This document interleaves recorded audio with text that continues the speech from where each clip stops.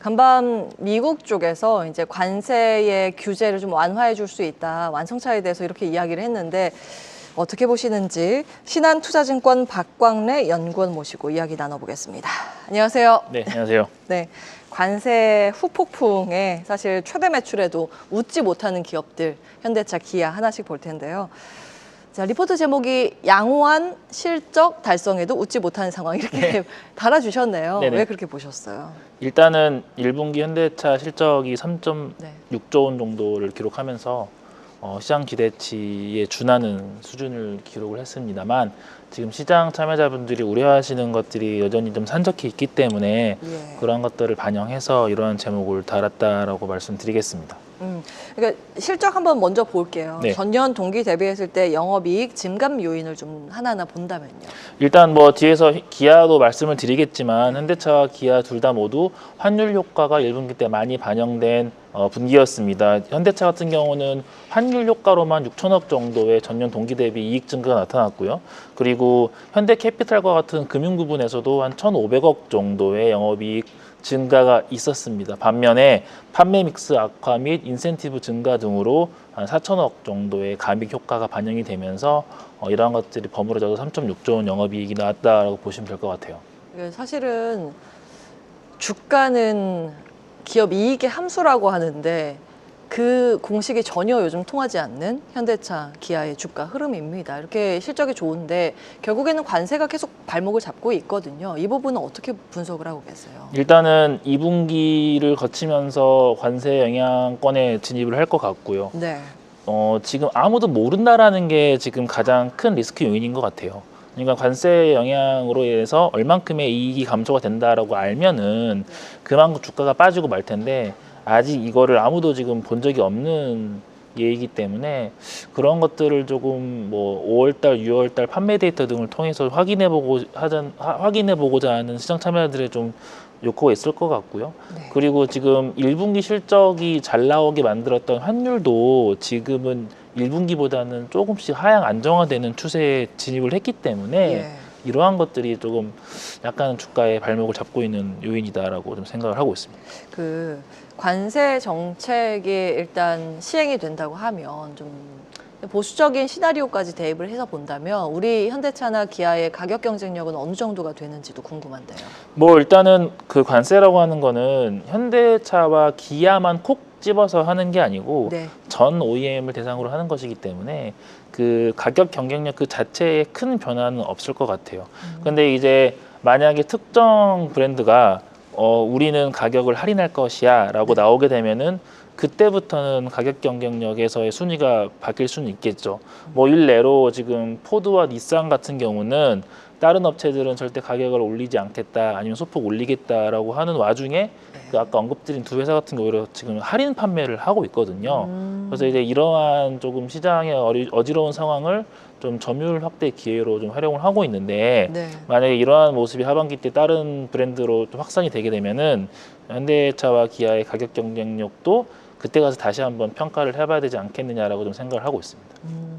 그러면 현대차 투자자의 관점에서 좀 정리해봐야 하는 꼭 봐야 하는 포인트는 뭐라고 보시는지요? 뭐 일단은 하반기 때 물론 지금 저를 포함한 많은 애널리스트 분들의 하반기 실적 네. 추정치가 추정치가 하향 조정이 되었지만 네. 실제 하반기 때 얼만큼의 관세 영향이 있을지를 좀 한번 좀 지켜봐야 할 것 같고요. 예. 근데 지금은 이제 믿을 만한 구석은 높은 배당 수익률 그리고 이제 주주 환원을 위한 노력 이런 것들이 지금 하방을 잘 지금 다지고 있는 상황이고요.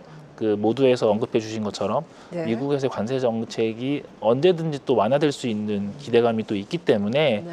주가가 현 수준보다는 더 크게 내려가지는 않겠지만 결국 예. 이제 상승 동력은 뭔가 변화로부터 좀 비롯을 할 거라고 좀 생각을 하고 있고 예. 그게 이제 하반기는 되어야지만 좀 확인이 가능하겠다라고 좀 생각을 하고 있습니다. 그러니까 지금은 주가는 하방 경직을 확인하는 정도의 구간으로 진입했다고 네. 보셨습니다. 네. 참고로 현대차에 대해서 기존 27만 원 목표 주가를 이번에 25만 원으로 하향 조정했다라는 점 가격 체크해드리고요. 기아 가겠습니다. 리포트 제목이 재밌더라고요. 워스트 시나리오를 대비한 예방주사.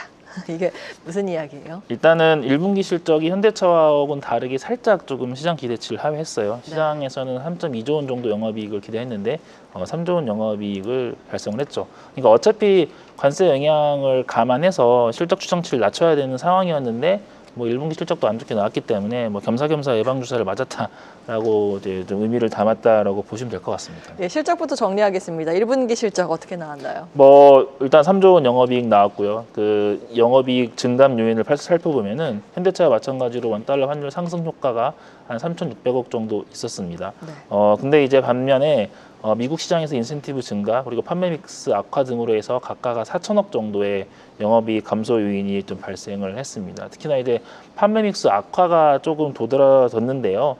지금 1분기 중에 전기차 EV3나 아니면 인도 시장 전용 모델인 시로스 같은 것들이 많이 팔렸는데 아무래도 앞서 언급드렸던 모델 같은 경우는 좀 작은 세그먼트, 그러니까 가격이 조금 저렴한 모델들이다 보니까 네. 수익성이 낮아서 이런 것들이 판매 믹스 악화에 좀 영향을 미쳤다라고 보시면 될 것 같아요. 예, 이 리포트 소제목을 관세 충격을 전기차 점유율 확대로 커버할 수 있다 이렇게 전망을 해주셨거든요. 이 이야기 좀 더 풀어주십시오. 뭐 완벽하게 커버는 어렵겠지만 지금 현대차도 그렇고 기아도 그렇고 네. 분기 뭐 3조 원, 5조 원 영업이익을 기록을 하고 있음에도 불구하고 좀 주가는 지지부진한 모습이거든요. 뭐 여러 가지 요인들이 복합적이겠지만은 관세 영향 외에도 지금 자동차 시장 안에서의 점유율이 올라가지 못한다라는 좀 리스크도 주가에 반영이 되고 있는 모습인데 기아 같은 경우는 이미 EV3를 잘 팔고 있고요. 그리고 EV4나 EV5 같은 경우도 지금 하반기 출시가 예정이 되고 있는 상황입니다. 최근에 이제 글로벌 자동차 시장에서의 그런 흐름이 조금 좀 저렴한 세그먼트가 많이 팔리는 시장으로 지금 바뀌고 있는데 그런 것들에 좀 잘 순응하는 좀 판매 전략이라고 판단하고 있고 이제 단기 수익성에는 부정적이겠으나 네. 점유율 확대에는 긍정적으로 작용을 할 수 있을 거라고 보고 있습니다. 그리고 이제 예. 그러한 점유율 확대는 자연스럽게 이제 목표 밸류에이션에도 조금 상향 요인으로 작용을 할 수 있다라고 기대를 하고 있어서 분명히 이제 관세 임팩트는 있겠지만 그걸 일부 좀 상쇄할 수 있지 않을까라고 전망을 하고 있습니다. 예. 일단 이번 리포트에서는 기아 기존 12만 원이었던 목표 주가를 하향 조정을 하셨는데 11만 얼마 5천 원이죠. 5천 원. 예, 11만 5천 원으로 하향 조정을 하셨는데 이제 2분기 실적이 핵심 변수가 될 예정이고 상황에 따라서 목표 주가 상향 조정이 될 만한 요소도 되기는 되고 있다. 이렇게 정리하면 되겠습니까? 뭐 그렇죠. 일단은 판매 대수가 잘 팔리고 특히나 이제 1분기 때 보셨던 것처럼 환율이 이제 어떠한 요인으로 인해서 다시 올라가게 된다면은 이러한 것들이 이제 이익 추정치 상향 요인으로 작용을 할 수 있거든요. 예. 네. 여기까지 생각하고 있습니다. 듣겠습니다. 신한투자증권 박광래 연구원과 함께했습니다. 오늘 말씀 고맙습니다. 네, 감사합니다. 계속해서 다양한 경제 이슈를 알고 싶다면 구독과 좋아요, 알림 설정 부탁드립니다. AI 캐스터 권미정이었습니다.